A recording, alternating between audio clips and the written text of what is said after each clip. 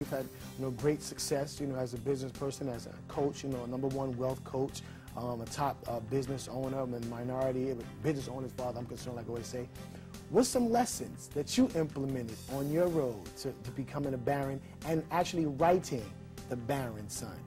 Well, I'll tell you, one of the things that's unique about our company, I own quite a few companies in addition to the Baron Solution Group, but one of the things that's unique about the Baron Solution Group is I turned that into one of the top 100 women and minority businesses in the Mid-Atlantic region off of just a 1995 book. And I took one book, turned it into over 150 other products and services, and I like to show people that you can build a scalable business just starting from an idea.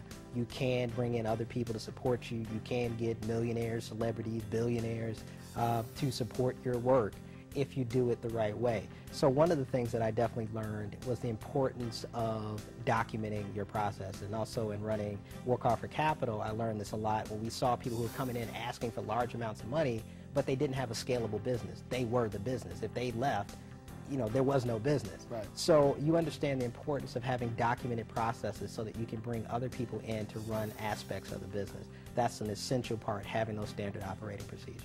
And you say something that was so key and so poignant, and I say that to young people with my production program that I have in school throughout New York City. And I'm dealing from an artist perspective, and you said an idea. And I think people don't realize how powerful an idea is. I said to them, before Avatar was a $2.1 billion worldwide blockbuster movie, what was it?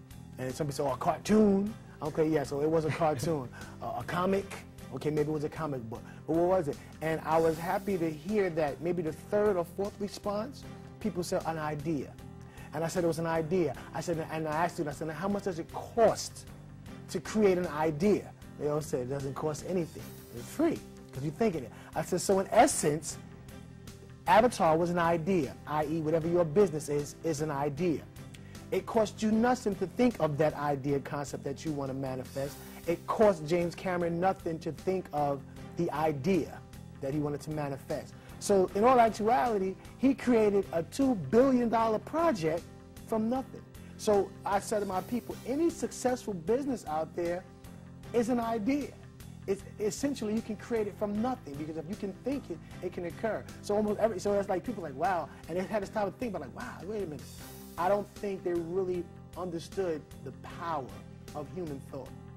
Well, I'll tell you that. Some people just say, I'm not that creative. And I don't believe that, but let's just say that's true.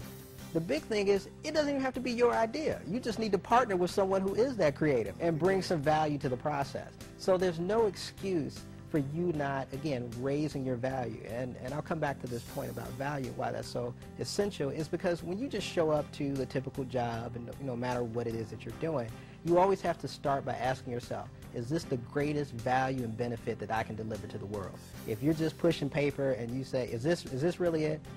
And if you can do more, you will be compensated for doing more. A lot of people always say, I need a raise, I need a raise. Well, have you raised your value to your employer?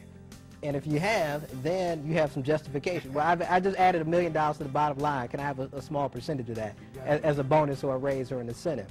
You have much more negotiating power. So look for ways to raise your value and your benefit both to your employer and yourself.